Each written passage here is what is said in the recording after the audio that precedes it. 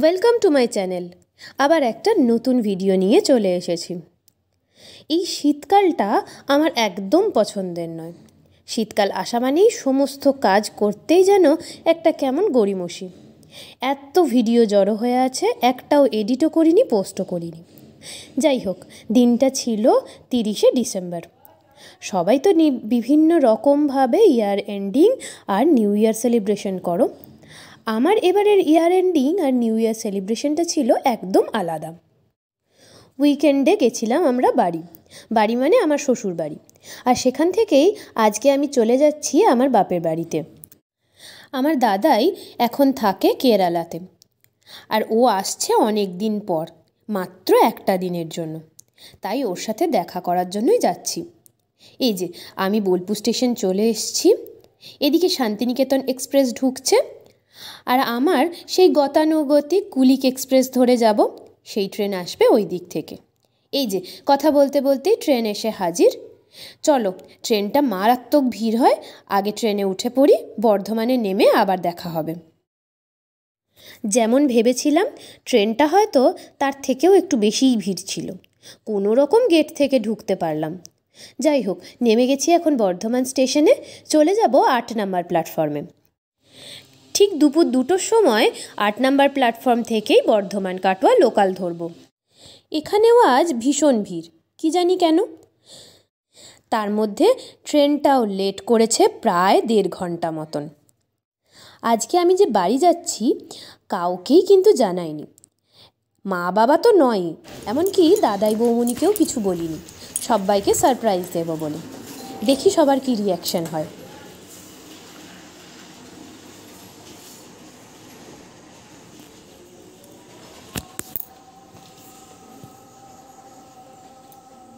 Train ঢোকার কথা 2:30 নাগাদ, আর সেখানে এখন ঘড়িতে 3:40।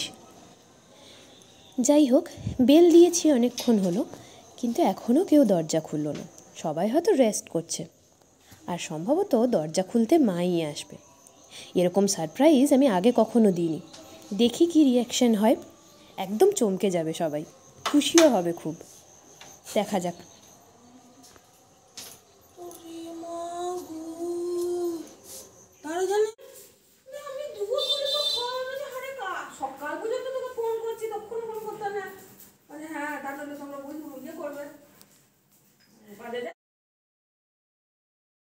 মা এতটাই অবাক হয়েছে আর খুশি হয়েছে, সবাইকে শুধু আমার আসার গল্প বলতেই থাকছে।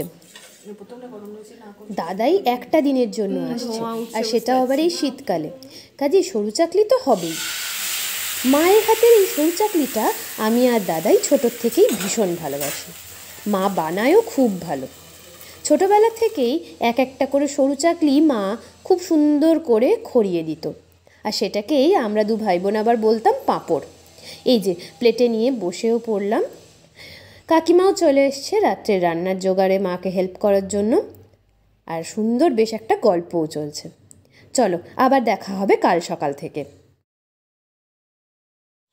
Good morning. আজকে হলো 2024 সালের শেষ দিন, 31 ডিসেম্বর। প্রথমেই বললাম, এবছর আমি ইয়ার এন্ডিং আর নিউ ইয়ার সেলিব্রেশনটা একদম অন্যরকমভাবে করেছি। সকাল সকাল রেডি হয়ে এক বন্ধুর বাইকে বেরিয়ে পড়লাম। আজকে যাব আমার কলেজে। আমাদের সময়ে আমাদের যিনি ডিপার্টমেন্টের হেড ছিলেন, সেই ম্যামের আজ ফেয়ারওয়েল। প্রথমেই চলে এসেছি তাই একটা ফুলের দোকানে। সেখান থেকে একটু ফুল নিয়ে তারপর যাব কলেজ। এই যে গোলাপ আর রজনীগন্ধা দিয়ে একটা বোকে বানিয়েছি। এই রাস্তাটা গুসকরা বাসস্ট্যান্ড থেকে গুসকরা কলেজ যাওয়ার একটা শর্টকাট রুট। পাড়ার ভিতরে ভিতরে, তাই মেন রোডের ব্যস্ততাটাও কিছুটা এড়িয়ে চলা যায়। কলেজে পড়ার সময় এই পাড়ার ভিতরের রাস্তাটাই ছিল রোজকার যাওয়া আসার পথ। আর এই যে মেন রোডটা পেরিয়েই পৌঁছে গেলাম একদম কলেজের দোরগোড়ায়। 3 বছর এই কলেজে কত স্মৃতি। গেটে দাঁড়িয়ে ফুচকা খাওয়া থেকে শুরু করে আরও কত কিছু যে মনে পড়ে যাচ্ছিল, বলে শেষ করতে পারবো না। সেই ভর্তির লিস্ট বেরোনো, তারপর ভর্তি হওয়া, তারপর শেষ হয়ে গেল একদিন কলেজ জীবন। সমস্তটাই চোখের সামনে যেন ভাসছিল। যাই হোক, ভিডিওটাও আজ এখানেই শেষ করব। দেখা হবে আবার আমার কলেজের পরবর্তী অংশে। ততক্ষণ অবধি